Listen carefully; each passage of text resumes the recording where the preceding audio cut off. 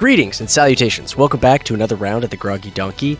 I am Jacob, the founder and editor-in-chief here at the Groggy Donkey, and I will be your DM tonight. I am joined by the wonderful stars of the Groggy Donkey. Please go ahead and introduce yourselves. Hi, I'm Morgan, and I play Vega Black Penumbra. Hi, I'm Matt, and I play Zarkan Oribos. Hi, I'm Talia. I play Astrid Hansley. Hi, I'm Kristen, and I play Harold.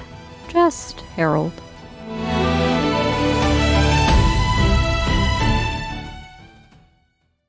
Fucking Australian accent. We do indeed. But if we keep doing it, he's gonna be like you are. Right, you're taking the piss. Oh yeah. I don't think Australians. Australia, there he goes. Yeah, Australians. Take Like, the piss. you can't. All over our accent. It's kind of rude, actually. Doing it that way. Anyway, Space Viking won't be joining us tonight, but Brody here will be Stop doing that. Your Damn it. recap for Damn it. this Gatekeepers episode. I can't. I'm just kidding. Anyway, let me do a recap before we get way off into the boonies here. So as I said before, Matt won't be with us tonight, and we're not doing anything with Harold tonight either. So Kristen will not be joining us. It'll be just the two of you. Oh no, it's a classic. Classic okay. Vega Astrid adventure. Let's go. This is true. All right. This is true. Classic. Harold does have a way of disappearing. So, last time on the Gatekeeper Chronicles, the Gatekeepers were facing off against a strange creature deep in the taint. And Astrid had prayed to Astralpia, and Astralpia answered her prayer by sending Saint Roxolana to intervene and help them with this creature. Craystar also showed up and was demanding that this creature, which turned out to be one of his children, to come with him. But Saint Roxolana would not let Absulon go with Craystar. And so a battle ensued. The battle, it went back and forth, a little bit of whooping on Craystar, a little bit of whooping on the Gatekeepers. And the Gatekeepers decided to try to flee deeper into the ancient Dwarven city, deep within the mines of Drazo Bertala. Yeah. Absulon gave chase. Some people almost died, but in the end, Craystar decided to leave. The focus of the battle shifted, and Saint Roxolana realized that the Gatekeepers had continued to hurt Absulon in an effort to defend themselves, and she is not happy at all. And this is where we find ourselves. None of us are fucking happy. Well, yeah, he was hurting us. So what are you I'm guys just going to do? Freak out. I'm gonna freak out. To be clear, I didn't actually shoot Absulon. I shot at his to get his attention, to scold him. So, is Roxolana mad at me? Roxolana is mad at all of you. No. Okay. I'm gonna continue to hide behind my little gargoyle statue and have a mini panic attack that we just witnessed to God and an angel kind of have at it a little bit right in front of us. Mm-hmm. That Pretty and scary. we almost died.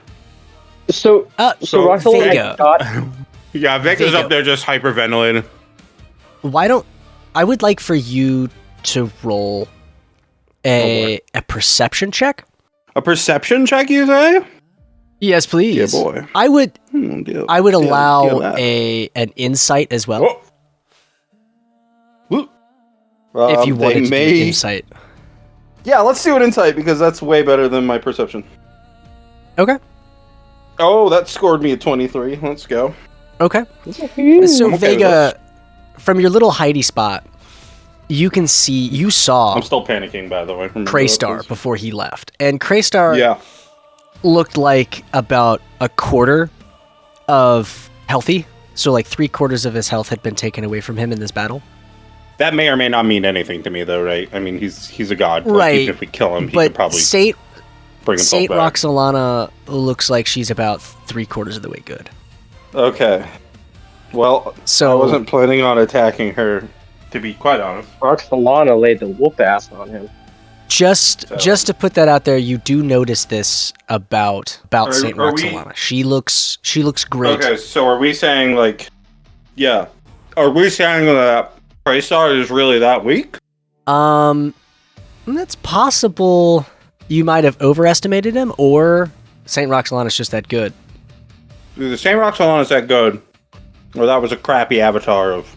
Or he's not up to his full power yet after escaping from the cage. Sorry, I just came back from Avatar, so yeah, I just used the word Avatar. Maybe that was just a crappy avatar. Oh, that's a good point, right? He hasn't escaped the gate, so maybe that was just a shit avatar of him. It's possible. But Saint Roxolana takes a step forward and she goes, "What are you doing? Why are you back away from the child now?" I'm not near the child, right? Back 10 more feet away from where I was already far away from. She walks over to Absulon and she lays her hands on him. Okay. I mean, I would have suggested we also do that, but none of us can do that, so. And he heals. Okay. You see his wounds start to close. And you see his bleeding stops. That's fine. This is good. He's good. Right? And then she leans into you and she asks, "Why were you after his blood?" Who's she leaning on? Who? I'm a fucking gargoyle. Astrid. Oh, to me. Oh. Well, we need his blood because we believe that his blood can help Harold to, I guess, he found something in the blood of a child of Craystar, or similar, a fiend of some kind, and it can help heal, I guess, the dwarven women. That's about all I understood from that. He's very sciencey, and I'm not. Astrid, roll a persuasion check. I get the feeling she may not actually give a fuck about the dwarves. Oh, it's a 14. Astrid. I have a feeling I needed that one to be very high. Astrid, I don't care Yes. about the situation with the dwarves. There it is. My job is to come and get Absulon and to leave. That's fine, yeah. We're actually down here really for a different reason. Well, he was one of our reasons, but the main reason wasn't even him. She points her finger at you. "Do not ever hurt another child of Astralpia, or I will not be able to stay my blade." Yes, ma'am. I will not lay a finger. And then I look over at the other guys and be like, Yeah. kind of that. I promise scared- we'll never touch another hair on a child of Astralpia again. Now, Roxolana doesn't know that I actually did not wound Absulon, right? I don't think she realizes that. She just kind of, you and your crew. Oh, well, yeah. Okay. Yeah, I just kind of, wide eyes with my hands down by my side, be like, "Yes, ma'am." Saint Roxolana, was that actually Craystar? I dare to ask. You know what? She's gonna roll an intelligence check. He kind of seemed a little bit like a bitch, so that's why I asked. I'm not sure if that was Craystar or not. If it was just an avatar of him, it was powerful for an avatar. But based off the stories that I've heard, I seriously doubt that that was him. You're right. He did seem kind of like a little bitch. How many more children does he share with Astralpia? To my knowledge, there are 7 others. Oh boy. And how will we do in the future so that we can avoid them? Do they all look like Absulon here, or are they different? No, they're all different.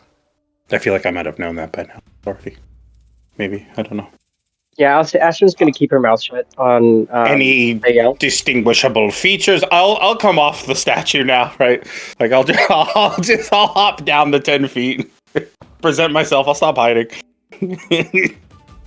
Are there any distinguishable features, or we don't want this mix-up to happen again? Roxolana flexes her wings, and she grabs a feather. She plucks a feather. Okay. And both of you can roll a religion check as she imbues this feather with divine magic, and she hands it to Vega. Rolled an 11. I rolled a 15. Let's go. Okay, Vega.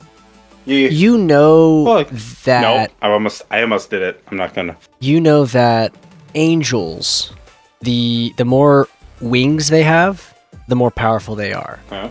And the more feathers they have, the more powerful they are. So an angel with 4 wings laden with feathers goes a long way to describe how powerful Saint Roxolana is. So she plucked a piece of her power and handed it to you. I saw. I was there. I witnessed. So you can add a custom item. It is a pink feather from Saint Roxolana, and I want a feather. you can use this. I'm going to tuck it behind my ear. Wonderful. I feel like that's nice. She looks at all of you. She goes, "All right, well, I'm out." And she touches Absulon, and they disappear, both of them. Okay, I'm going to... Now is the time Vega's just like... oh. He's gonna relax a little bit. Brody comes running up. Just a little bit. Oh, yeah, that was a pretty far distance for me to have to hoof it. Yeah, you guys all right? Brody, I can't help but feel like we dodged certain death. Hey, you look pretty hairy there for a second. And I kind of... I'll take him by the shoulders, right? Hand on his shoulder. Brody, you did well. Thank you. It would have been a glorious death. Going out like that, fighting side by side with an angel. She's pretty hot. But probably doesn't really have eyes for a dwarf, so here's what it is. Tried. Comes running up. He's going. He just goes off. He just goes off on this. Like. Vega, you look pretty fucked up. Hey, give me. I'm very hurt right now. Yes. He touches your shoulder and he casts Cure Wounds. Receive 32 points of healing. That's better. Thank you. Estrin, you're looking a little pretty worse for the wear there yourself. He's 11 points of healing for you. Ooh, 11 points of healing. You know what? Well, thank you, Brody. He have another one. He touches you again. Hey, it's 15. 11 plus 15? 11 plus 15, yeah. That almost got me up to full. No, you guys are looking pretty much better now. Yeah. So, almost to full. So what's the play? We continue looking for this shard. Okay. That's the whole reason we came down here, right? That's right, yeah, the shard. In the Gatekeepers group chat, I posted a map. There's 4 pictures that are together, and then there's one that is standalone. Mm-hmm. If you guys look at the southernmost part of that map, you will see the entrance where you guys currently are, where by the little cube that's marked Guardhouse 1 and 2. To the north, there is this giant, kind of funky, cross-shaped keep. It's multi-storied, built into the mountain, and carved from stone. There's some stairways that lead up to an upper level, as if there's this natural kind of balcony that forms the upper level of the city. And there's houses and shops, and there's a forge and just a bunch of other different things inside of the city. All of it's abandoned. There is nothing here except the keep. The keep has a very faint glow that is coming from the uppermost level. Interesting. Yeah. It's a glowing building. Mm-hmm. Well, Astrin and Lights, and she's like almost like a moth to a lamp or whatever. So she just starts like fixating on the light and walking towards the keep. I'm gonna grab her by the back of the collar and stop her from going any further into this place. Hold on. Onibath is on her other arm, also pulling her back. No, thank you. Yes, Onibath knows. She winks at you. Yes, it's very... Does he blush? Does he wink back? Let's flip a coin. Ooh, coin flip. Let's go. Okay, he winks back. Hell yeah. She blushes and giggles. There we go. Astrin, maybe let's not go charging off into that big weird light over there. Brody, what do you know of this place? Basically nothing. I've never been here. I've ventured as far as the entrance to the taint. I've never really been all the way down. So this is all kind of new territory for me. Never been inside the city. This is a dwarven ruin. Your people weren't curious? Well, yeah, we're pretty curious. Yeah, kind of a grand feature of dwarves, pretty curious creatures. But Absulon, that weird Candleoff fucking thing, kind of creepy. Definitely scared us off, and we didn't want to venture too far into his lair. Were you saying he was guarding the place or he was living here? Don't really know. Never really asked him. That could be either really good or really bad. Well, if he's guarding it, something good's got to be here. If the child of a god is sitting in, well, it's either something very good or something very bad. Well, it's to keep people out, so... Or possibly to keep something in. Let's keep our heads about us, Astron. Okay. I let go of her. It's just like, alright, that's it. It's just lay down some ground rules before we start going crazy. We almost just died. Let's not do that again. Yeah, I don't like that. Yeah, it was pretty wild. Good stuff. Astron's gonna start, looking at the other buildings on the upper level, just looking at them and just observing. Okay. Roll a perception check. Perception. Wow. 11. I am rolling like shit tonight. Perceiving up in the tank, let's go. Yeah, so you look up into the upper level of this dwarven city, and gray stone buildings. You see some faded cloth, awnings and other just laundry that's been hung out on lines, but not a whole lot else. Just a bunch of darkened doorways. Does this look super Does it look super I don't know, residential or what are we looking at here? Well, it's a city, so Sure. There's a mix. Like I said, there's shops and there's houses. Holy shit! How big is this place?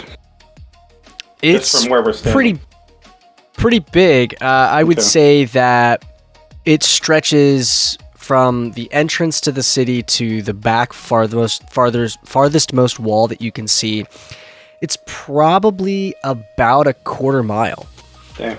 And probably about a third of a mile wide. It's a pretty big space. That's really big, yeah. Now, in this middle area here, is it like a marketplace, or is it decorated or anything?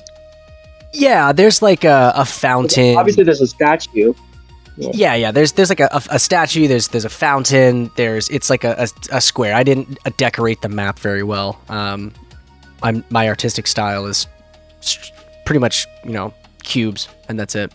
Whatever, it works. So Well, I mean, they live underground in a cave, and it's made out of rock. It's not like they can have trees or anything here, so... yeah, and the type of That's subterranean trees that you do find, there aren't any here.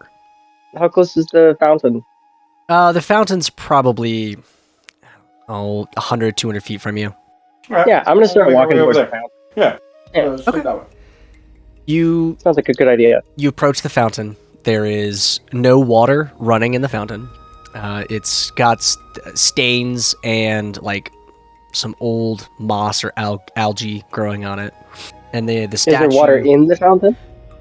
There's a pool of water, yes, stagnant water. And the statue over top of it depicts a dwarven queen with a ornate crown, and she is holding a hammer in one hand, and she has a shaft of wheat in the other. Oh. Shaft. Are there any wildlife living in the pool of water? You do not see any. I do want to take a sample of the water, though, for Harold to look at, because maybe there was something bad in the water. You never know. Do I have Mage Hand? I feel like I've got Mage Hand. You do have Mage Hand. I got Mage Hand. And I'm just gonna cast Mage Hand at will and just reach around in there and see if I can't find anything. okay, so I'll have you roll an investigation check, and for Astron, I'll say that you're able to easily collect a sample of the water, and you can add that to your inventory. Oh, that's a nat 20. Their dungeon master. Total of 22. Your mage hand roots around inside the bottom of the fountain, and you pull out Absolutely nothing. 5 coins Oh, made of I knew black silver. what the fuck? Okay, cool. Black. So silver. they're like $half. Did you just give me your version of Electrum? Basically, yeah, that's what this is. Oh, But it's actually worth more than platinum. So Wah! I don't know so this. Okay. it's a $half I'll pocket it. sized coin, and it's got a stamp on it, heads and tails kind of deal. And the face depicts the same queen that is that is the statue. Okay. Oh, Okay. And I got 5 of those, you said? You have 5 of those, yes. Adding to inventory. cool. Any like little cave critters in this pool of water? Nope, there's nothing in the water. Okay. Do not disturb the water. I try to get a sample of the water with the algae in it. Okay. Yeah. Easy enough to do. Yeah. Now, because you touched the water, I need you to roll a con save. I'm kidding. Ba-da-ba-ba-da-ba. See, this is why mage hands. Oh, hands in okay. filthy. No, I pools. don't need you to roll a con save. I'm kidding. I look over at Vega and I'm gonna ask him and just say, do we want to start with the keep or do we want to start with the upper portion? We should probably take this floor by floor. So the keep first? Yes. Okay, get right down to We business. might find something interesting there. Is that's the building with the big shiny on top of it, right? Yes, that's Yeah. the building with the big shiny on it. Yep. Alright, fuck it, let's send. Full send. Okay. Full send. You enter or you walk up to the keep, and it is a ornately carved wooden door that's been rotted a little bit. And do you enter the keep? I'm assuming that Thaumaturgy keep is- open doors. Yes, thaumaturgy We're can not- open doors. Okay, I'm gonna use thaumaturgy and kind of push the door open. With my mere stage presence. Your near Which stage looks like presence. just a wave of the hand and just push the door open. Beautiful. Nice. It rattles a little bit. They swing in, and then one of them falls off the hinges. It collapses to the ground with a loud bang. That's fine. Dust flies into the air, Try not to breathe too much of that in. Yeah, let's suck that up. and as the dust settles, you find yourself in a large stone entranceway. Carved pillars, carved statues, iron wall sconces, and at the far side, you see Rock and stone! stone. No, you see 3 sets of doors. One on the left, one on the right, and then one in front of you. I'm sorry, levers? No, doors. Levers? Is this the Okay. map that we're looking at? No, No? it's a different place. So it's not floor 1? Nope. Okay. Because of all the dust, Astrid's gonna pull up her mask from her that she has on her uniform, and then is there any Do light? not have filters on these dwarven masks or whatever. These dwarven. Oh wait, that's right. I forgot. I keep forgetting we're wearing mining suits. Never mind. Yeah. So are we good with that? Yes, Yeah. you are good with Yeah, we're that. good. Actually, So then, never mind. I'm not doing that because I forgot about the mining suit. You said there were 3 doors, one to our left, one to our right, and one in the front of us. yes. Let's do the left one. You open the left door. Here, any sort of light in here? There are no lights in here, no. Oh, okay, so it's dark. Yep. So that means most of my party is going to need a light. Okay. We have like some kind of flashlight, right? You have flares, yes. Oh, but those only burn so long. Okay. Well, Ashton's got night vision, dark vision, so she's just going to go for it. She's just going to walk in. So you walk into this room, and it looks like a barracks room of some kind. There's bunk beds and chests, some suits of armor, very archaic and kind of clunky looking. You see some swords and some hammers. There's beds in there too? There are. Are the beds made, like with blankets and stuff? Some of them are, some of them are not. I want to go to one of the ones with the blankets and see if I can find like a hair or something that might be DNA from one of the ancient dwarves. Okay. Let's see. Roll an investigation check, please. I'm not very good at these, but okay. But it was almost a 19. I rolled a natural 1. Ooh. Yeah, you don't find anything like that. No dandruff, no hair, none of that. Can I try again? I want to try a different bed. Well, what's Vega doing? That's a fantastic fucking question. Vega can't really see in this room, can he? You have flares. I pop a flare. Okay. You pop a flare. Flares recharging. I do believe at your flare. Yes. Oh, It sheds light in a 100-foot circle. 50 feet is bright light, and then 50 feet dim light. cool. I take it I see everything that Ashton's seeing. Yep, you see everything that Ashton's seeing. Anything of any I doubt there's anything of any value in here. Never mind. I rescind my question. Okay. No. Vega's just taking it all in. Okay. Any windows? No, you don't see any windows. This is a subterranean dwelling. There's not really much need for a window. Fair enough. There's really nothing of interest in this room then, if that's the case. No, except for the jack-o'-lantern that Onibath summons and puts down on the ground. That lights up the room. Very cute, Onibath. Yes, Thank it lights you. up some more of the room. I thought you guys could need some more light. There you go. Is the jack-o'-lantern's face look like Vega's face? No, actually... Why? Why not? It looks like Baal's face. What the f... Oh. What does that guy have that I don't? What does that guy have I don't? Besides muscles and a bloodthirsty demeanor. Rippling pectorals. I can have those. Yeah, if there's nothing really of interest, then I guess we just beat feet across the hall to the other one. So you're going to the door on the right? Yeah, why not? There's nothing else in here. Okay. You open that door, and it looks like an old kitchen. And you see that the kitchen kind of goes around it. What you walk into, it's a small space, and then there's a door that has a hallway that leads down further into the keep. Oh, okay. Interesting. Well, we probably don't want to go down the hallway yet. We probably want to investigate the other door as well. But there's a kitchen. Any Twinkies? Oh, I'm kidding. No. Twinkies? No, just snowballs. I hate coconut! Goddamn snowballs. That's a kitchen. It's not really that interesting. I guess we just check out the other. Wait. Yeah. Shout out to Woody Harrelson.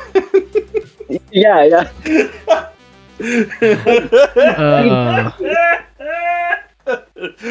Woody Harrelson, if you're listening, we love you. You're Yes, a fantastic yes, we do. actor. Yes, we do. Oh, goodness. I was not expecting that shout out. We're just shouting people out. Yeah, dude. We're just shouting people out. Let's do it. Go. We have a platform, you guys. We're gonna shout some fucking people out. Let's do it. So you guys are going back through the main, back into the main room to that middle doorway? Might as well. I mean, the kitchen's not very interesting. And depending on what this other doorway is, then we could just walk back to the kitchen to the hallway. Sorry. Now I'm just imagining Woody Harrelson listening in his car, and he's like, yes, Morgan, I hear you. I hear you, Morgan. I'm here. Yeah, I'm here. If you're Woody Harrelson, drop a comment right now, please. But yeah, so you guys, not finding the kitchen very interesting, you guys head back and you go through the main entrance, and it's a double door, and you find yourself in what looks like a longhouse. So you see like a fire pit in the middle, you see some tables, and you see some chairs. You see a doorway that, on one side that you're pretty sure leads back to the kitchen. And then there are some stairs. Oh, okay. Well, I'm gonna do a general investigation check around the room, just looking. Okay. Might as well. Go ahead and make a Should have done this. investigation check. All right, come on, something higher than a 1. Well, what's your passive investigation? Good question. Are we looking for something specifically, or are you just looking around the room? No, I'm just looking. My passive investigation. So that would be perception check. This is true. It would be perception. No, I'm. But I am just looking. yeah, roll a perception check. Okay. Because Perception instead. yeah. Sweet. I got a +7 to this. Great. I still rolled 16. Don't Yes. argue. Okay. Investigation. Argue 16. your other one. Good, because my investigation check was an 8. So. So here's the thing, right? 16, it's a great roll, but you don't find a lot here. There's not a whole lot. It looks like this place was abandoned, and it kind of just looks like they left whatever they deemed wasn't necessary to come with them, and there's nobody here. All right, up the stairs then, I guess, to the shiny light. Okay. Yeah. You begin to make your way up the stairs, and you hear a crack. I need you to make a dexterity saving throw. Who? Both of you. Sure. Oh no! What am I gonna do? Wait a minute! I'm a monk. Casually flips with an 18. Wait, hold on. I think I got something for this. I have evasion. Oh. Evasion? Doesn't that work only for attacks? That's, yeah. No, pretty deck sure- saves. Oh, deck saves. No, Anytime anything you have to make a that deck makes it. save. Yep. So on a fail, which I rolled an 11. That is a fail. So on a fail, You instead take no damage if you succeed, and then only half if you fail. Okay. So, Brody and Vega duck out of the way. Casual. They just casual fucking backflips. Matrix duck. Yep. I'm out. And Fuck this Ashton- shit on that. Ashton, you would have taken some damage, but because of evasion, you take no damage. You will have No, I take half damage. I mean, to. You said I didn't yeah. succeed. Oh, that's right. I You didn't failed. succeed. So it's going to be. Yeah. It's just 1d6 damage. But can I uncanny dodge? Nah, it's okay. I'll accept my fate. No, I don't think you can uncanny dodge that. Alright, that's fine. What's I'm my not sure. damage? It's 2 points of damage. Bludgeoning Yay. as you fall onto your ass in a pile of rubble. The stairs are broken, but still somewhat passable. Okay. Yeah, I go up the stairs. Yeah, using your fancy boots that I let you buy in like session 3. Yep. And then Vega, you're a monk, so I'm assuming that you just run along the wall and do some dope monk shit and just Shit, yeah, dude. hell yeah. Let's see, Brody. Smoky trails of whatever of lightning clouds. I don't know. Actually, Some fucking how many more stairs are there? Like how long would you say it is? Like how many stairs? Yeah, like how far up is it? 30 feet. Ah, damn it. Okay, fine. As you guys I was just gonna jump the rest of the thing so I don't have to step on it. get to the top of the stairs, you see a grappling hook come up over the banister, and it hooks onto the rock, and then Brody climbs up, and then he collects his grappling hook and his rope, and he puts it back in his pack. Yeah, you never leave home with that one. I just give him a thumbs up and be like, pretty, yeah, good advice. You guys, So what do we find at the top of the... you guys get to the top of the stairs, and you begin to search, and you begin to kind of finger your way through the different rooms and chambers, and you don't find a whole lot, but you continue to make your way up and up and up. You pass what appears to be like, some bedrooms and some studies, and then some like tinkering rooms. And then you also find a throne room of some kind. Ooh, And I want to go to the throne you're going to go to the throne. and go to the throne, investigate it for hair. Okay. Investigate it. Yes! Okay, 16. Okay, Astrid, you begin to look through this chair. You pick up the cover, there's a backing to it, and as you search around and look, you find a hair that got snagged in the wooden frame of the chair. It is auburn, and it is about 9 inches long. I put it in one of those neat little sample baggies, and so that it's all nice and sealed for Harold to research, because that is a female dwarf hair, probably. Yep. Because if it was the queen that was depicted on the thing, then that's probably her hair. It's a good possibility. Vega, while you're standing there, Brody, yes. he takes his tankard of sobriety, and he clanks it on the ground. He takes a sip, he hands it to you. I will also take a sip. Astrid wants to sit in the chair. You're going to sit in the chair? Yeah, I'm gonna sit in the chair. Why not? It's a big throne. Nobody's gonna say anything. Okay. I sit in the chair all the Pretender time. on the throne. I'm kidding. You sit Pretender on the throne. You sit on the throne. Yep. Roll. Oh no.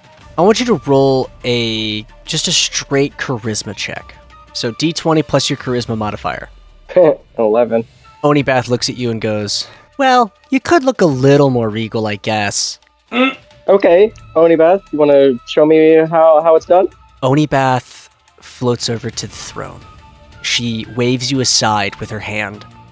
She sticks Yeah, I move. her nose up in the air as she sits down.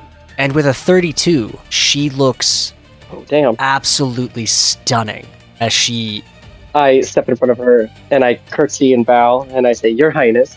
she kind of gently waves her palm down at you as she says, "Oh, yes, of course. Well, Vega, where are we off to next?" I'm gonna look at the throne and I'm gonna give it a shot. Certainly. Onibath will float away to let you take a seat. I rolled a 14 on my performance check. Okay. Onibath is... I'm gonna sit there, head on a fist, leaned onto the shoulder, leaning onto the arm of the throne, looking imposing. Hell yes. Hell yeah. You know, it feels really powerful to sit in a throne, and Even though it's for a dwarf. even though it's for a dwarf. So you, just You are so much bigger than this thing, right? And Yeah. you feel powerful, but Vega, with a 14, you know you could do better. Yeah. It wasn't bad, but you know you could do better. There's room. I roll again with a now natural 20. I fucking shift, lean back, arms at the side, Oh yeah. and just look down balefully. And just like that, Astron's just gonna say, "I'm not kissing your hand." Like the fucking, the Conan the Barbarian at the beginning of the movie where he's just sitting there, Yes. sword up the side of his yes. throne, and he's just fucking Dude. sitting there like That's that. a great. Epic. Fuck yeah! You know what? Take a point of inspiration for that reference. I'm a Conan softie. I fucking love Conan the Barbarian. I love Conan. I've never read. We should let Zarkan. I know he's not here, but we should let Zarkan have a turn on the throne. All right, you know what? This is true. Zarkan should have a turn on the throne. I will pull Yeah, up his totally fair. pull up his character sheet real quick, and I will roll for him. Oof. No. That is so. Zarkan rolled a 4, and Oh. he sits down in the chair.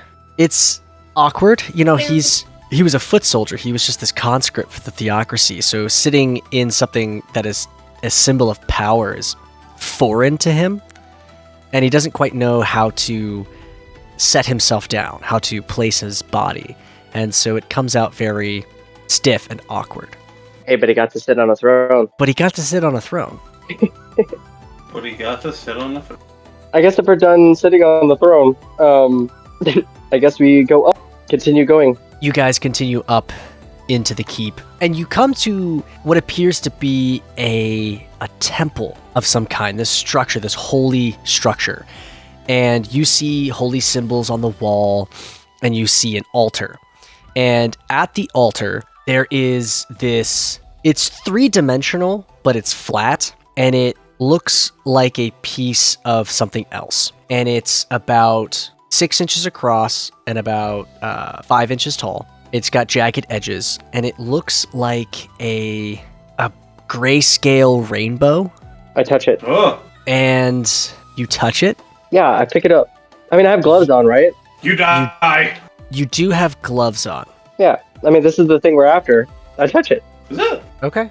You I touch mean, it. it looks like it. It looks important. Yeah. Religion check to see if this is just an icon of the Black Rainbow, or is this actually a piece of the Black Rainbow?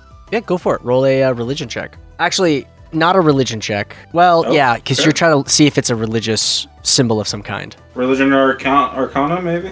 I was going to say Arcana. Religion. Yeah. Okay, then let's roll Arcana, even though it's a +2 versus a +5, but whatever. Okay, freaking 17. You know Not that bad. this has nothing to do with any sort of religion. Oh. It was definitely something that was revered, or it appears to be that it was revered, and maybe there was some superstition about this piece that they something that they found deep within the mountain. Sure. The Arkenstone. I mean, Shiny, not the right? Arkenstone. Yeah, not the Arkenstone. No, Is this the thing that's glowing? this is the thing that is glowing, and Oh. Yeah. No, actually, Okay. absolutely picks it up. you Well, then, yeah, this is probably it. you pick it up, and as you pick it up, Onibath flies over to you. She says, "That's the thing that I'm looking for. I need that. Now we can go see Marion." And she reaches out to take it from you. Well, she was looking for wait, that, hold on. wasn't she? What did we need it for? I don't remember. I don't remember either. So, Wait, Somebody yeah, we wanted it. needed it to go talk to Marion, right? Was that it? so yes, you promised Onibath that you would get her back to Marion, Real. Right. but she, Okay, Really? so that's what we needed to start of the Black Rainbow. she couldn't Okay, just so go we're there. good. Yeah, this Yeah. is fine. Yeah. So she reaches out to grab it. Do you stop her? Yeah. I hold it for a second and be like, Onibath, shouldn't we all go with you? Well, of course, dummy. What'd you think I was Okay, gonna well- do? I don't know. You have a tendency to just disappear, so. Yeah, I do. She All holds right. out her. If She I holds can out. talk to you. Okay, bye. And then she She- fucking goes. Yeah, she just fucking deuces out. No, she holds out the tiniest of little pinkies, and she goes, "Pinky promise, I won't leave you." I That's wrap legit. my pinky around her Yeah. pinky and just be like, all right, you pinky promise. You have to keep it. Okay, how does it feel to have made a pact with a devil? I've already made a pact with a god, so, I mean. Yep. And then I I'm give her just this. teasing you. You probably know how to. I don't I hang say out you at probably know how to Crossroads. use this. I do. She takes it. She takes a bite out of it. She eats it. She eats the entire piece of Yeah, the black rainbow that you just took.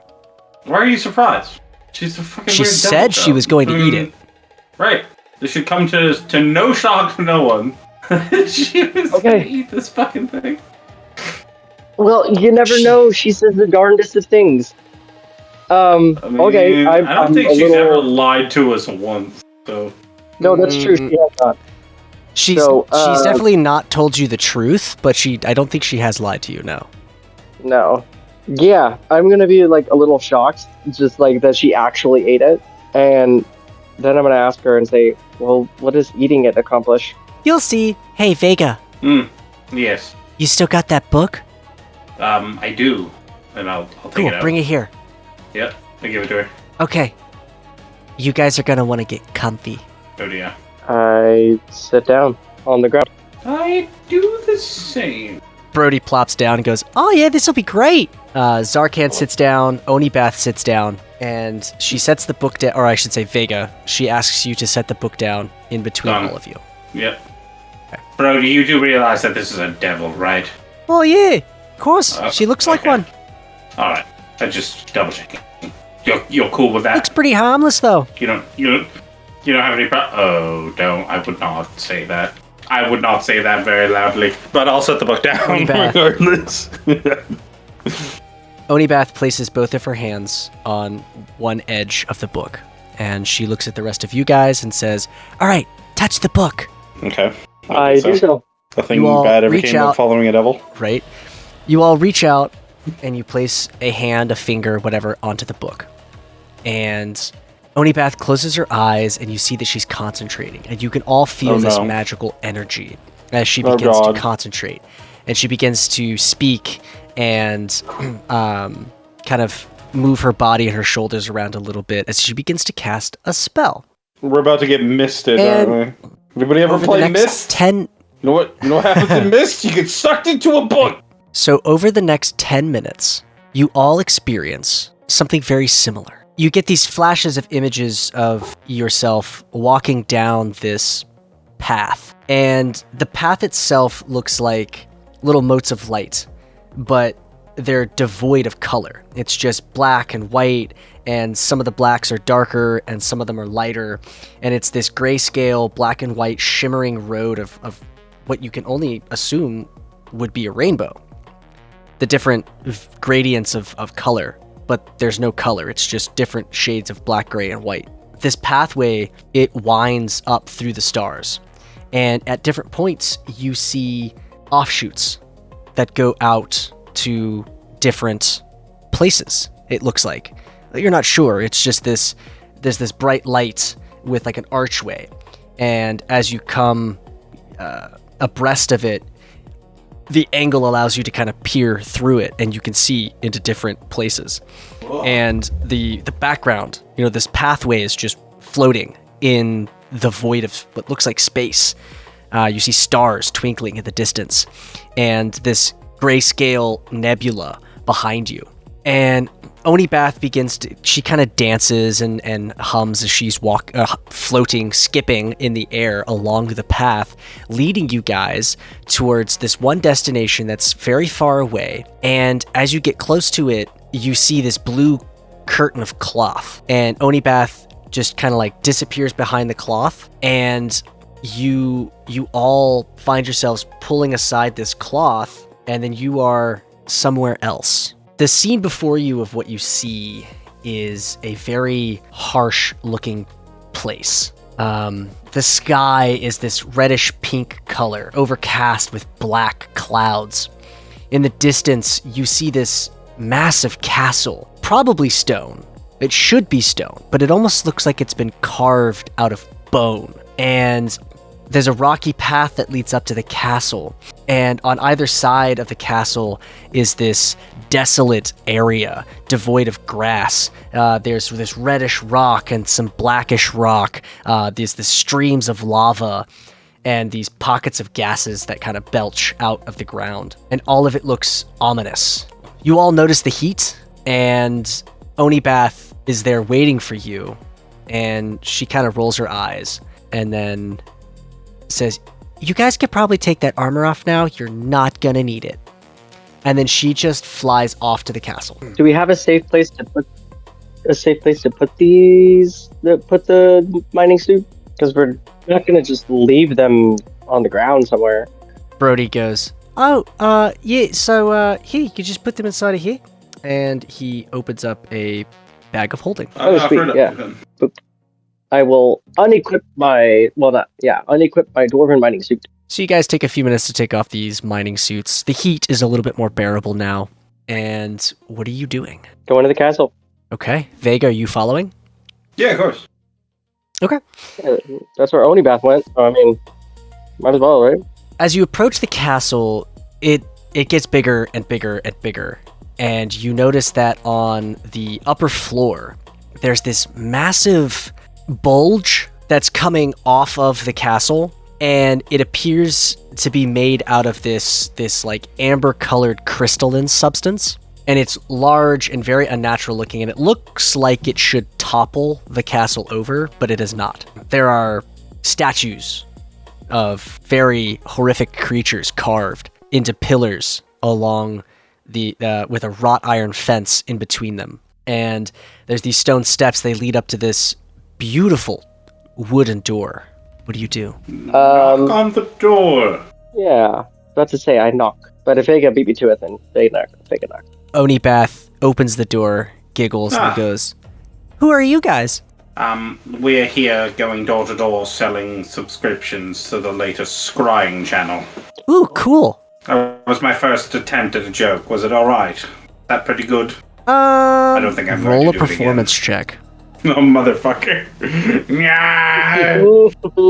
It was shit, and she slaps me in the face because I rolled a 2 for a total of 5.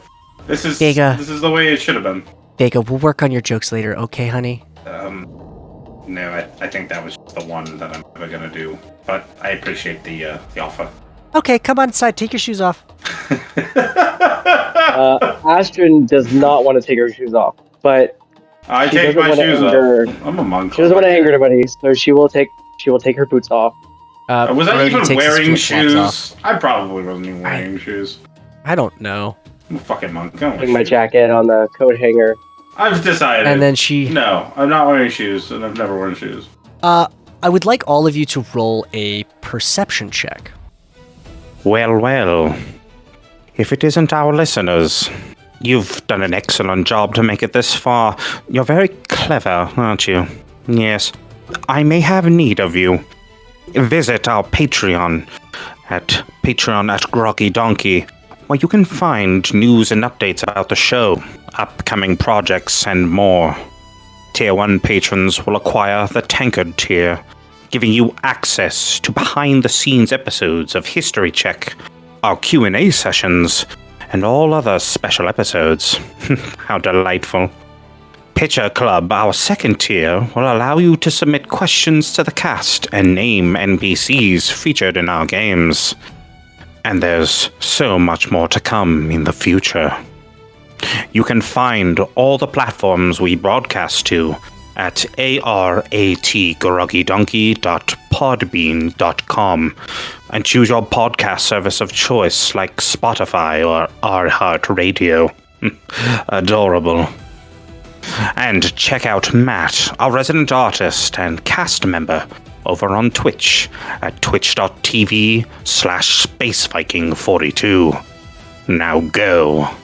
And stay groggy. Oh boy. I'm famous for really good. That's performance. Hell yeah, 21. 12. Okay, so you guys all see this.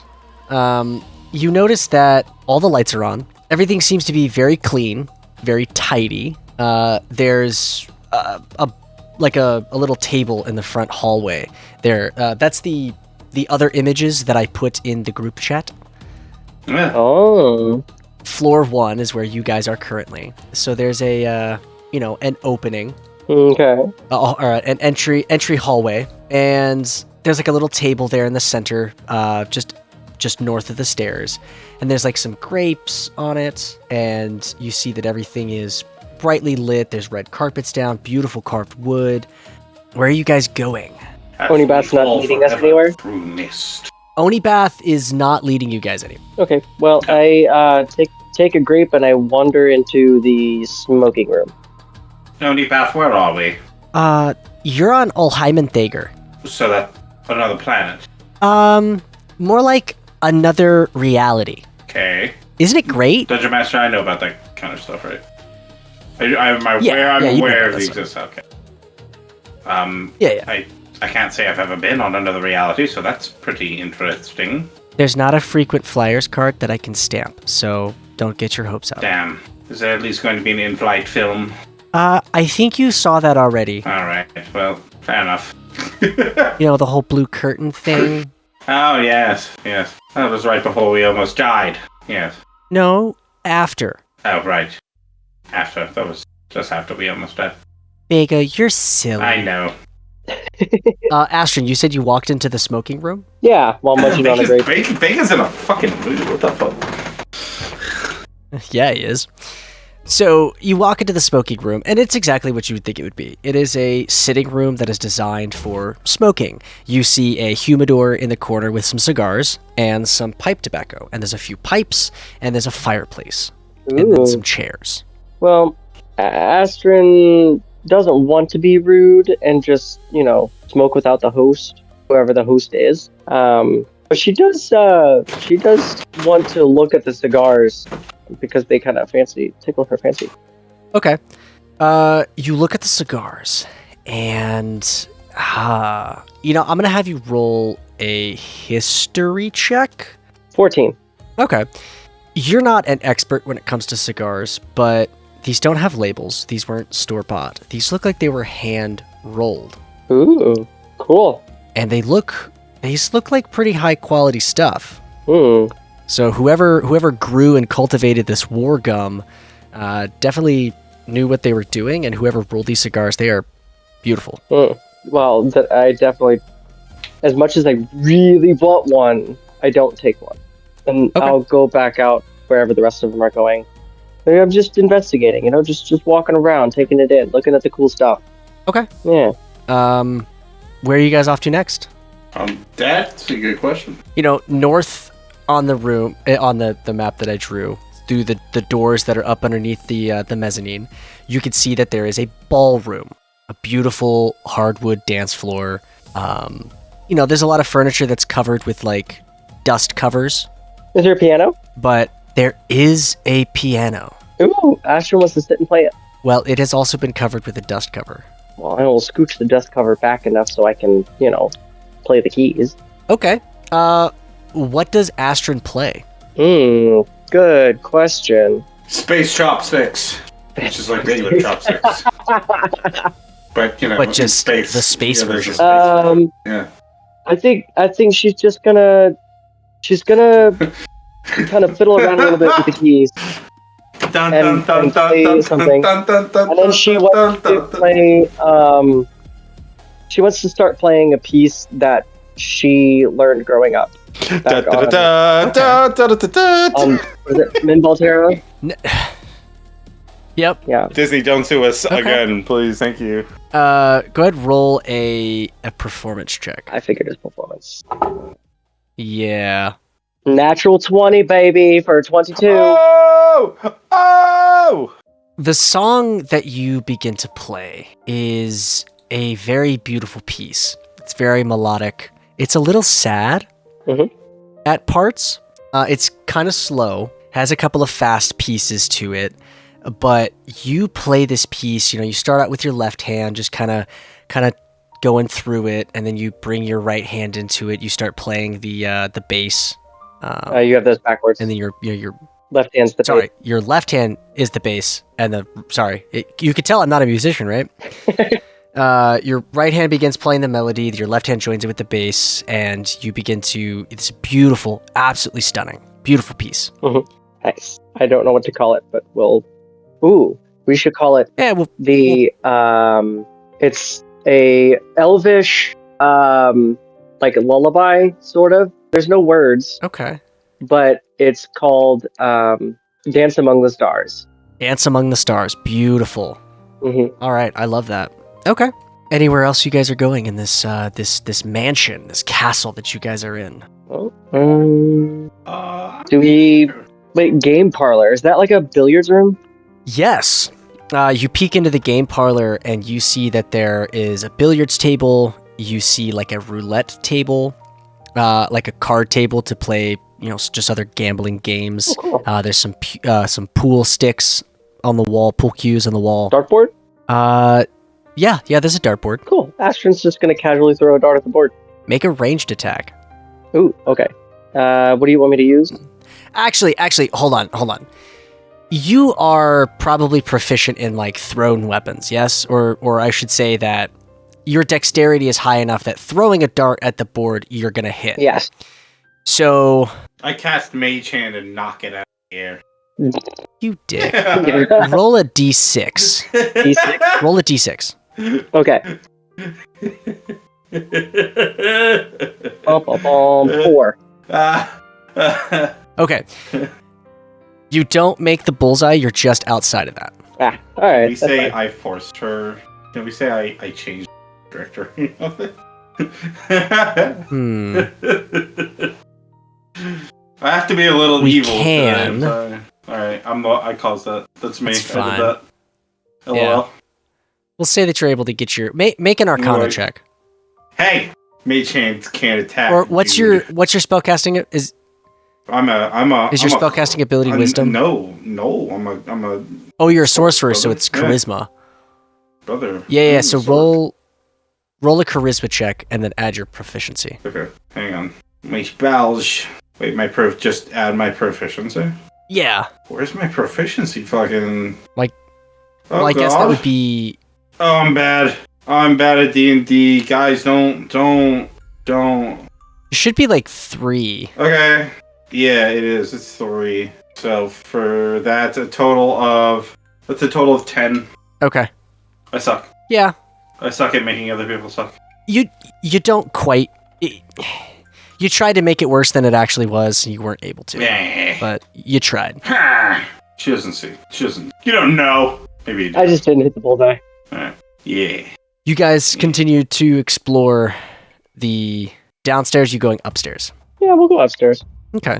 You make it to the second floor, and off to the left, the west side, you find a private study with a library. And on the east side, you find a room that has a collection of bags and jars of this red viscous liquid. Onibath, who used to live here? Do you know? Or who does live here? Well, I've already told you 1,000 times. Marion lives here. Okay. And who lived here before Yeah. was the queen of the Striga. Oh. Dungeon Master, do know. I know what Streak is. Morgan knows. Morgan paid attention. Roll a history check. Yeah, Morgan Yeah. does pay attention. Roll a Morgan history. paid attention to what this discussion was. History, you say? Yes. Astron rolled an 11 for her. Well, I rolled a 5. You guys don't know what a Striga is. Fuck. I asked Onibath. Onibath, what's a Striga? And why do they have a queen? Well, so the Striga are, were, is, am, being been, it's one of those things. Okay. race of dragons that live off of blood. Okay. So they're vampires? No, Okay. they made vampires. Oh, I see. I'm here to suck your blood. Yeah, just about to I say too- that. Darn it. I too have seen the old holovids. Yes. She puts 2 fingers up to her mouth like they're Very fangs. funny. Yeah, those guys, nothing. Bunch of nobodies. Astron went. Hey, you guys want to see my room? Sure, Onibath. Sure. Yeah. Okay, so Onibath leads you guys up to the 3rd floor. Excuse me, the 4th floor. Where's the 3rd floor? Did I just... Yeah, you skipped the 3rd floor. I didn't send you guys a picture of the 3rd floor. Nope. Because there is no 3rd floor. Okay, so guys, the 3rd floor is kind of boring. It's just a bunch of like bedrooms. But as you guys pass through the 3rd floor, you do see that one of the rooms, the bedroom doors is open. And you notice that the bed is made, like perfectly made. The room is clean, it's tidy, and it looks like it's ready for guests. That's nice. But she leads you up to the 4th floor, and you guys come up the stairs, and there's like a little a mezzanine that's up there. It looks down onto the 3rd, 2nd, and 1st floor, where those balconies were. I should say the lower mezzanines. You could look down onto them, and there's a small hallway with a staircase at the far side, and then there's a room on the west side and a room on the east side. And she takes you into the room on the east side, and it is labeled Master Suite number 2 Bedazzled for a reason. You enter the room and it's plush, right? Pink shag carpet. There's mood lights, like little LED mood lights on the wall. She's got this one of those little orbs that spits light out, and it looks like stars in the ceiling. She's got that going on. There's a bunch of like stuffed animals, and it's a normal sized bed, but because Onibath is less than 2 feet tall, it's huge for her, right?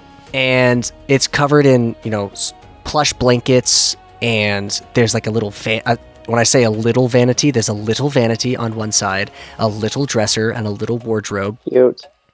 And there's a dollhouse that's big enough for her to like walk around inside the dollhouse. Cute. And she flops down onto the bed, and she kind of pushes some magazines up underneath the pillow, and then come on guys, sit. This is my room. Isn't it great? Yeah, I will it's a sit. very well decorated room. I will sit, knowing full well that Onibath is a killing machine, and not to be distracted by her silly antics. Yeah, I said. Yeah, definitely. I definitely said. I'll sit down. Okay. You guys want something to drink? Sure. That sounds lovely. Let me find the spell real quick. Hold on. That's gonna be a real drink. I was expecting like pretend like tea party type thing. No. I mean, we can play Tea Party later if you really want to, but she reaches out with her hand. Oh, there it is. It's a cantrip. And she casts Retrieve. This is from the Obojima Tales from the Tall Grass. Yes! I have! Nice. So she casts Retrieve, and there's like a little mini fridge off in the corner, and she grabs a couple of like juice pouches, and she brings them over. She gives them to you guys. Yes. I want you guys to picture like a Capri Sun where you take the straw out, you puncture the pouch. Yeah. It's a Capri Sun. We're in the future. What are you talking about? We can have Capri Suns. Dude. Yeah. Mom said I could have 2, in fact, so there you go. Yup. Yeah, Vega, you're gonna need to roll a persuasion No, check. Mom already said I could have 2. Don't. No. No. Don't. So what do you guys think of the castle? It's fancy. I rolled it's a 20. Yeah. Fine, Vega, you can have a second one, but you'll get it yourself. Thank you. Yes, that's fine. It's quite beautiful. So, Onibath, do you think you can possibly explain a little bit more about who we're going to meet in here? The person in the book. It's Marion. Right. What about Marion? He's cool. Okay. And he's handsome. Sure. And he only has eyes for me. Alright, that's fair. Are you related? Is this... No. Okay. Were you in a relationship with this individual? She kind of like... You don't have to tilts her head back answer. and forth. You don't have to answer if you don't want to. Yeah. Okay. Are they going to kill us as soon as they see us? She shrugs. I don't know. I feel like I've talked to this individual through the book before, haven't I? Yeah. Okay. Interesting. Where... I bet he said nice things. We had a civil conversation, yes. Where are they? Probably upstairs. Okay. Are they waiting for us? Why would they be? Not entirely sure. Maybe they knew we were here, or maybe you told them. I don't quite know. No, I haven't talked to him since that one time when you let me write in the book, and I got to tell him all that stuff about, how I miss him and You're things not, like that. Are you not eager to see him? No, I'm really excited to see him. Well, But I wanted to show you guys my room. Isn't it cool? no, I do like it. It's quite lovely. The color scheme is right up your alley, I would say. Thank you. I painted it myself. She grins Well- with sharp canines. Take a sip of my Capri Sun. Oh yeah. Perhaps maybe we should go and meet our host. Okay. And she... Is that all right? Well, yeah. Is that fine with everyone? Is that cool? Okay. Zarkan, is that cool with you? You've been awful quiet. Okay, cool. Cool, good story, Zarkan. I like how you added more dinosaurs into it than normal. You know, one of these days, Vega, I'm going to tell you a really good story about dinosaurs. Oh, yeah, I'd love to be here for that. Oh shit, Brody, you're still here too. Yep. I mean, yes, very good, Brody. Brody is wearing Aston's like a white tank top underneath a Hawaiian shirt, and then he's got cargo shorts on and flip flops. Why? Why? I love it. Oh yeah, That is awesome. How and why? that's what I wear underneath my suit. That is awesome. You're I like to think that You're I'm a pretty much strange man, always on Brody. vacation. It's pretty nice. You're a strange man, Brody, but I appreciate you nonetheless. Yeah, appreciate you too, Vega. So Onibath leads you. Astron's gonna ask Onibath what her favorite dinosaur is. Oh, I've got one over here. Let me show you. So I got one downstairs. Actually, it's in the backyard. Come over here. He points out the window. It's a fucking T-Rex. she goes over and she holds up a model of a dinosaur, and she looks at you. She leans in and she whispers, "It's a Leopleurodon, and this one's magical." No! No, fuck you, Jacob. Fuck you. Astrid, It's a magical. it's a magical Leopleurodon, Astrid. Ah, crap, Does it they stole my sparkle? friggin' kidneys. Does it sparkle? Oh, you know it They sparkles. stole my friggin' kidneys. It's fucking bedazzled. It's Can it got like show us- little rhinestones on it, and oh hell yeah, it's been bedazzled. Astron leans in and whispers back, "Can it show us the way?" Sure. Don't say it. And Don't say she picks up the little Leopleurodon and she begins to it. like Don't say it. Oh, make don't it say float through the air as she follows it, No, and she boy. swims after it through the air, and she leads you guys upstairs. And Astron's gonna pretend to swim too. okay, so you, Vega, are you swimming as well? Yeah, but it's the awkward, like, I'm just kind of scooping my hands out in front of him. Okay. So you guys swim. just to play along. Dog paddle. You guys swim back out to the to that hallway. You go up the stairs, and you find yourself on floor 5. Floor 5 has 2 antechambers out on the outside that you come out into, and there's 2 double doorways on either side of this little entrance area. Onibath goes over to one of the doors. She holds the little Leopleurodon down by her side. She goes, "All right, guys, so through here, Marion's probably in there. So good luck." And she swings open the door, and she flies over to the southern side. Well, actually, yeah, to the southern side. And up on a dais, at the end of a red carpet, is a solitary wooden chair. The chair itself looks like it's very comfortable, and there is a man sitting in the chair. He's a pretty attractive looking guy. He's got shaggy brown hair, 5 o'clock shadow. He's wearing a white shirt and black pants, and he's got his legs crossed very regally. He's got a book in his hands. He doesn't look up as Onibath enters the room, and he's got on the right side of him, he has like a little table. There's a bottle of wine and some cheese, and sticking into the ground next to him on his left side, you see a very ornate sword. But the thing that catches your attention the most is that on the east side of the room, there is a chunk of the wall that is missing, and it has been replaced by this amber-colored crystalline substance. And you see, starting from the entryway, going all the way up to where this throne is, and then up and over the throne, with its wings outspread and its mouth agape, looking down at the throne, you see a black ancient dragon encapsulated in this crystalline substance. Cool. Onibath flies over to this figure and she screams, "Marion!" And then she cat headbutts him and then rolls through his hair and then floats next to him. He reaches up with his hand and he scritches up underneath her chin and says, "Onibath, it's so delightful to see you again." Oh dear. Astron's gonna nudge Vega, I don't want to go first. Alright, fine. Marion, I presume. Marion looks up from his book, looks back down at his book. Oh, good, we've got guests. Go spill your blood in the hallway. I'll clean it up in a minute. Jesus Christ.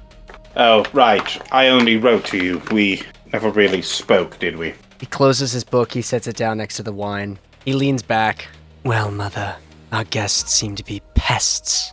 Is this at all like the same guy that I wrote to in the book? Vega, roll an insight check. Astrid, roll a perception check. Okay, I was like, you're certainly not talking to me as if he was. I don't remember the guy in the book being so rude. I wrote an 18. He always seemed kind of like Snarky? over it. Straightforward. Yeah, snarky. Vega, this is 100% the same guy that you were talking to in the book. Astrid, Okay. Yes. as you glance about the room, your eyes fall to the dragon, and you notice that its eyes shift and lock onto you, and blink. Oh, I do not like that. Yes, I am Marion. I can only assume that you are the gentleman to whom I wrote to. Yeah, I give a bow. Like a black penumbra at your service. Here to return your friend, Onibath. Yes, Or I maybe see just that. to a visit. Not many people come this far into the void without reason. Oh, what was our reason? Well, I guess mostly my reason was to simply meet you. Onibath wouldn't stop going on about you, as I remember. She does have a habit of speaking about things that she likes. Yes, she most certainly does. Would Vega have told us about the names in the book? No, probably. I believe he did tell you everything. So whenever he asks what we're here for, like after Vega answers, Ashton's gonna say, "You are one of the original gatekeepers, yes?" A silly question, but yes. Well, our friend Arduan, who is a very wise seer, said that myself and possibly Vega here are gatekeepers. We've come to, I guess, ask like what it is that we can do. Yeah, I'd say that's about right? Maybe we should get real specific about it, though, and talk about Craystar. I'll mention to Marion everything that's kind of happened so far. Running into Craystar's and Sharpie's kid, right? Being Okay. gatekeepers, possibly being gatekeepers, right? Knowing that he's one of them. Yep. So I guess really we're asking the basic questions, What does it mean to be gatekeeper? How does one perform that duty? Craystar is on the hunt. Craystar is on the prowl. Is containing Craystar even the original purpose of the gatekeepers? Oh, maybe what's his face here and others. Oh fuck, is Onibath a gatekeeper? Or was Onibath a gatekeeper? Fuck. Was Onibath a gatekeeper? Oh fuck. Roll a persuasion check. Both of us? What for? Yes. Well, I rolled a natural 1, so good luck. 19. Oh, thank God. Okay. Once upon a time, there was an individual who was the leader of House Falcox. They were entrusted with the divine sword. He points at the weapon next to him. They gave it some silly, mundane name, like the Blade of Heroes or something stupid like that. It opens a pathway from Greshalestia to the mortal planes, allowing heroes of old come and assist. Craystar sought to get his hands on this weapon because it was the only weapon he could reforge into something to reshape the gods. Now, I don't really care too much for the gods. I have fond memories of some of them, sitting on my grandmother's knee while she sat in council. Quirm and Exune. Quirm used to tell me jokes and Name sneak me snacks. drop. But they're all children. But their fate is not up to some idiot, and neither is the fates of mortals. So I captured Craystar. I gathered to myself a group of people who I deemed worthy enough. I see Craystar has escaped. Curious. I can only assume that you've come here for my help. Did we? I don't feel like we did. Or you could face Craystar on your own. We definitely don't want to do that. No, we've saw a glimpse of him, I believe, down on Drazok Bear Torn, but I do believe that we will need the assistance. Craystar cannot be defeated by normal methods. You will need his blood, or blood of his blood, in order to do so. I produce the vial of blood. Interesting. I look at him and say, well, we obtained that, but we weren't able to get more because Saint Roxolana came down and stopped us. What a pesky creature Roxolana is. I'm surprised that bitch hasn't been killed yet. Surely this is enough.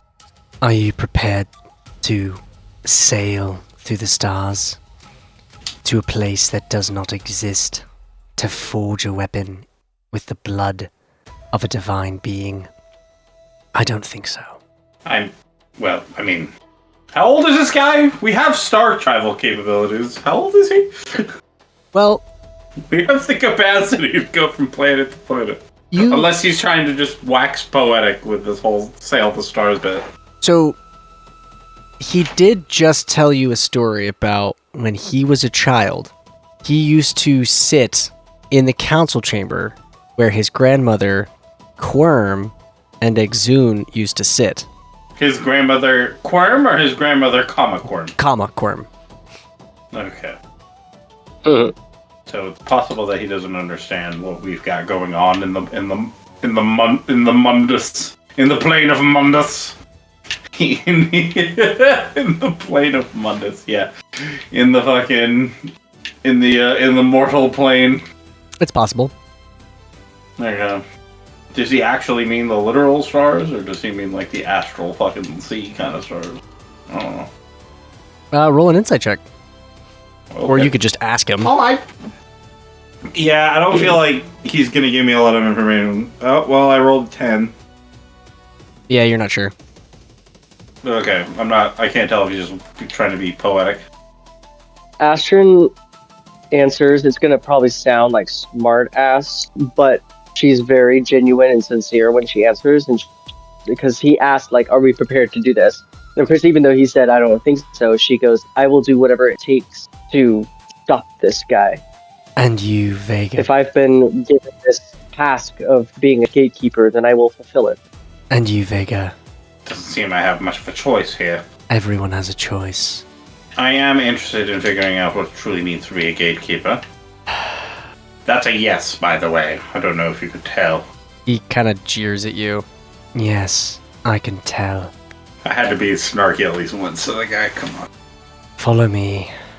I do so. He stands up, he walks down the dais, he gets about halfway down the hallway. He stops, he turns around, he looks at the dragon, and he says, Don't go anywhere, mother. I'm coming back for you. And then he leaves the room. It's just the woman's in the crest. He leads you down the stairs, and he leads you into where is it? Down into the second floor. There is a private study with a library. Ooh. Have a seat. Make yourselves at home. What it means to be a gatekeeper is that you are chosen to stand against the evils of this world. It sounds quite cliche, I understand. But the Blade of Heroes needs to remain free. And that is what you are. Guardians of the gate between our world and that of the gods. So what does this sword have to do with anything? Craystar can use it to get into where the gods are. He can reforge it in the God Forge and make a weapon where he can reshape the deities of this world as he sees fit. His maniacal scheme will be successful if this were to fall into the wrong hands.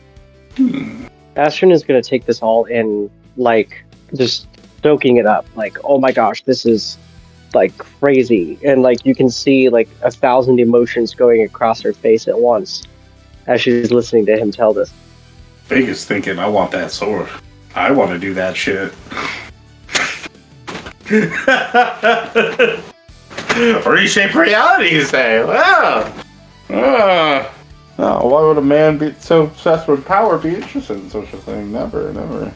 My mother No? once tried to take the sword for her own. Well, she's now in a cocoon of crystal. We'll see how far she gets. So, just curious, Marion, who are all of the heroes? I mean, we have stories that we tell about heroes, but most of them are just legend and myth. Or at least I thought so. First hero was a man named Darius. He was responsible for defeating the king of Yorkon's brother, who had fallen into the cult of Quirm. He was a follower of Izu, sniveling little brat. Darius defeated him. When Darius died, his soul, was placed inside the Blade of Heroes. He can access the heavens, and if the world is threatened by a great evil, he can be summoned, and one can ask him to lend his aid. Others since then have been placed into the Blade of Heroes. Ariok Autumnbreeze was one of them. His brother Adino, Rooney. Years later, the blade went missing. A young woman by the name of Tina Falcox recovered the blade and defeated Izu. And there's been dozens since then, and I've seen them all come and go. They're not myth. So what you're saying is that our job is to be the new heroes, like these of old? You've already made the first step in answering the call. I'm gonna look over at Vega, and then just kind of, obviously forgetting that she's needs to be serious, be like, "Oh, we get to live in a sword when we die." No, you idiot, were you not listening? You live in the heavens. I know. It's I'm funny to fast, say I'm we live in a sword. Yeah, Astrid is the only one who thinks her joke is funny. Onibath giggles. Sweet. Onibath likes it. Kind of out of pity, but she giggles at you. I was gonna say, you say anything to this weird little child, she'd laugh. It's a weird thing. She's sitting Yeah. on the back of the couch playing with her magical Leopleurodon, so... Mm-hmm. Are there two unicorns? There are not two unicorns. There's 3 unicorns, you're right, my bad. Yep, there you go. No, those are back upstairs in the dollhouse. One of them is on their side in an ice tub, in a bath, filled with ice. Yep. Nice. They stole my freaking kidney! Well, I will equip you guys with what I can Oh, wow. before I send you back out to do the good work. We must find Craystar, and we must finish this. Actually, scratch that. Fuck finding Craystar. Let's focus on making a weapon that we can use to kill him. I'm down with that. Yes, that sounds like a good course of action. He looks up at a... So if we need more blood... Go for it. Oh, go ahead. No, you go for it. I was gonna say, if we need more blood from his children, and Roxolana and Astralpia are telling us to leave them alone, how are we to get more blood? Well, that's easy. We kill one of Craystar's children and we bleed him dry. Yes, I figured that was the case. So, I am not allowed to hurt any of his children. Well, I told Saint Roxolana we wouldn't, just to get her off of our backs, but I imagine that we were going to have to do it again anyways. It's not just that, Vega. I have made a pact with the goddess, and I belong to her now. I don't think she would take too kindly to me doing such things. Yeah. That sounds like a skill issue. You're going to have to work around that one. Well, we don't want to anger the goddesses. It sounds like you don't want to anger the goddess. I'm going to take a wild stab here. Yeah, I kind of value my life a little bit. Astrid, I'm going to take a wild stab here and say that you have a glyph carved into your chest with a timer on it. She does. Yes. Here's how this is going to work. Is We're going to make a phone call. Oh boy. Oh, you have phones here in this dimension. Oh, that's good. Have you discovered crystallic fusion, or you're still using fossil fuels here? Darn it. I would warn you. Be careful who you mock. Sorry.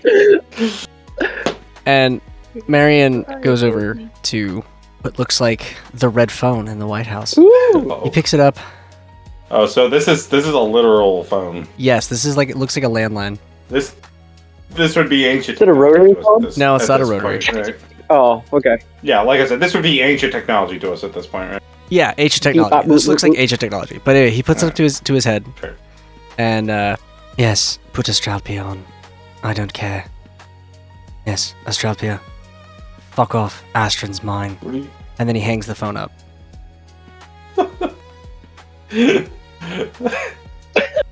That was less like a conversation, more like a crank call. Like, what the fuck, dude? Yeah. It's more like... Do you have Prince Albert in a can? Yeah, I mean, you could have just shot her a text, dude. Fuck. That's not classy. He doesn't... I'm not saying this A out breakup loud. text over... That's just tasteless and He doesn't crass. hear me. I didn't say that out loud. He doesn't hear me. Of course I'm not going to say that. He walks back I over just to... video called her. He walks back over to Astrid, and he says, well, that problem's been solved. You may all stay here within the castle. Rest up. Wait, it was that easy. Well, she doesn't like me, and Does I am known for baring my fangs. does Astrid still have the fucking mark on her chest? At this moment, yes. Astrid does not want to disrobe in front of people.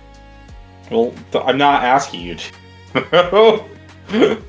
I'm not asking you to. It's fucking skill issue again. Oh my god. Wow. She might be It's curious not and the like gods. puts on her shirt. You don't want to get naked. What do you want to do, Astrid? What do you want to do? How can we help? How can we just fit you into our nice, neat little schedule here? Well, Naked in a room full of men? I believe, as the Eagle folk would say, Mikasa es su casa. So, help yourselves. The eagle fuck? Astrid wants a bath and to take a nap. Pretty sure he was speaking Old Earth language. What the hell is going on here? The kitchen is yours. You may eat. The smoking room is open. You may smoke. Oh. There's I a don't know if I do pool that. where you can swim laps. Oh boy. Do not disturb me until the sun rises. Good night, everyone. He looks at Onibath. Good night. Yeah, good night. He leans in, he gives her a little kiss on the forehead, and then he goes back upstairs. You got a cool friend there, Onibath. Very interesting. Isn't he great? Yeah, I'd say he's pretty good. You guys want to have another juice box? Onibath, did you know half of the stuff that he was telling us about? Yeah. Okay, that's all I wanted to know. Yeah, I'd take another juice box. Okay, I can't have any more. It's almost my bedtime. Does Marion have a special fridge? Or maybe, like, an interesting place that he keeps, I don't know, probably like some amber-colored liquid in glass containers. It's probably something he told you never to touch or drink. Vega. Does he have any of that somewhere? Vega. Yes. Yeah, where's the booze? I'm 3,500 years old. I know what whiskey is. Where's the... I grab her.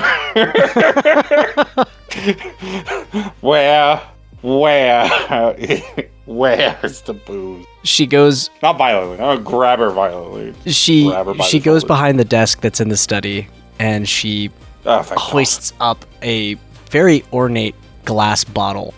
For all intents and purposes, this is a 12-year aged scotch, single barrel. And she grabs a couple glasses out. She looks left, Oh, yeah. she looks right.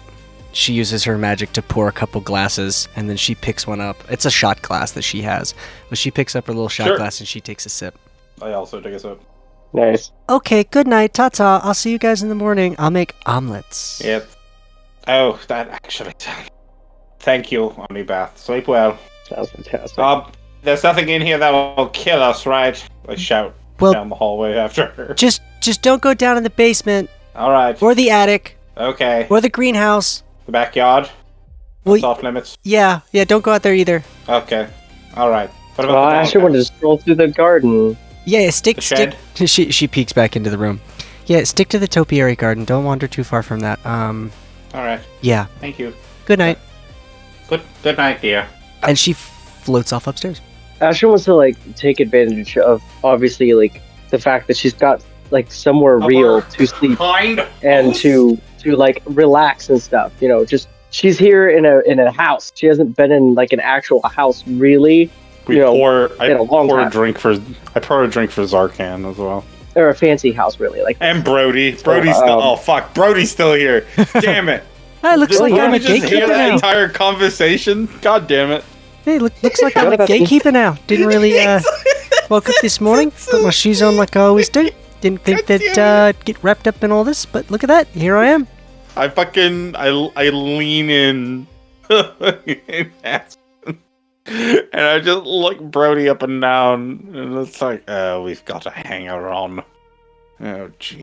The only gatekeeper with skid marks. It's time to gatekeep the gatekeepers, if you know what I'm saying. Yeah. So Asher wants to make like a full like a scheduled evening, basically. She's gonna go have a smoke, and then she's gonna wander into the topiary garden. Then she wants to take a bath, and then just take it and go to sleep. Okay, so you what kind of smuggler are you? You grab one of these beautiful war gum cigars, and would you go for like one of the big, Winston Churchill? Robusto? Yeah. No. Okay, no, so like one a of the bigger ones. No, not a cigarillo. Just a thinner cigar. Okay. Not the big ones. All I right, want a so robust one. No. You pick up a robust, a thin cigar, and it's a full body, and it the leaves have been soaked in something and they've been cured just oh so perfectly, and you see in the humidor there's I am pronouncing that right? Yeah, humidor. Okay. You used to smoke cigars. You'd think I'd know this shit. Anyway, there's a label that says who hand-rolled them, and you see that Marion hand-rolls his own cigars. That is fantastic. And there's a match for you to be able to light it, because obviously you don't light a cigar with a lighter or a butane torch like animals do these days. It should be with a match. You strike the match, yes. You light up the cigar, you take a couple puffs. I would like for you to roll a Constitution saving throw. Oh no. Yeah, fuck around and find out. Oops, wrong button. Ignore that one. I pushed the wrong button. Okay, Constitution saving throw. Not too late. There we go, 21. Okay. With a 21, you kick back, you relax in the smoking room, and you get the right amount of little buzz that you would hope to get off of a cigar. Nice. Do you have a glass of wine, a glass of whiskey? What's your nightcap? The glass of wine she's gonna drink in the bathtub with bubbles. Okay. So you venture up to one of the rooms, and you find a beautiful guest room, beautiful bed. There's a bathroom with a large marble bathtub. You draw a hot bath, some bubbles, mood lighting, candles, the whole nine. Sit back with a glass of wine. What kind of wine are you drinking? See, now this is where you get me, because I don't really know much about wine.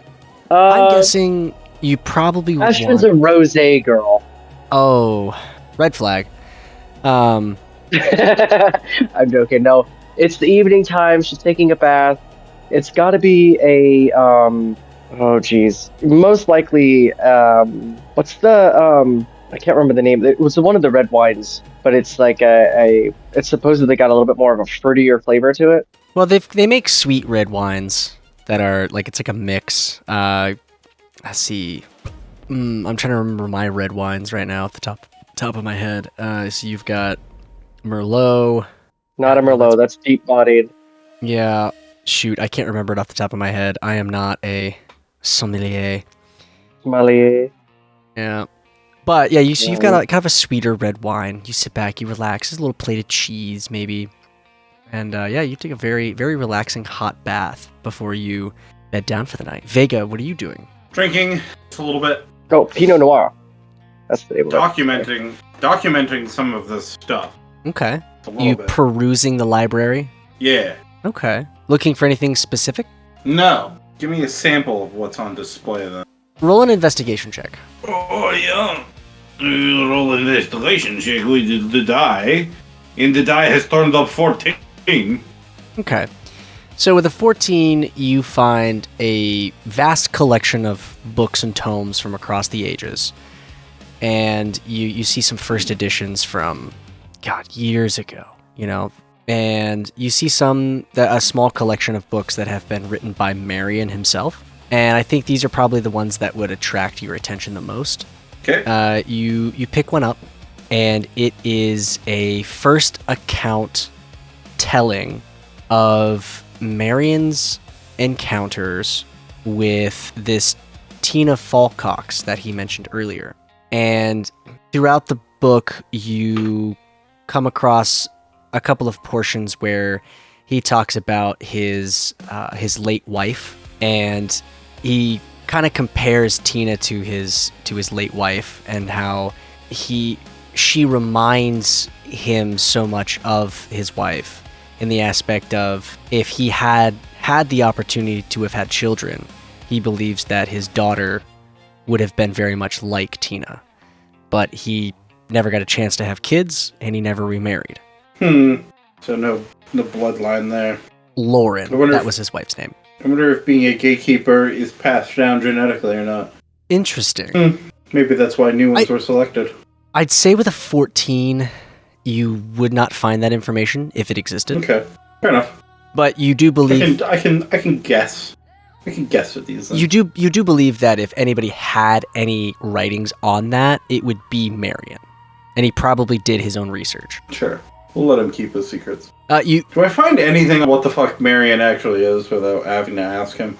Yes, actually, in the book that you read passages from, he does describe his lineage, and he is a Striga.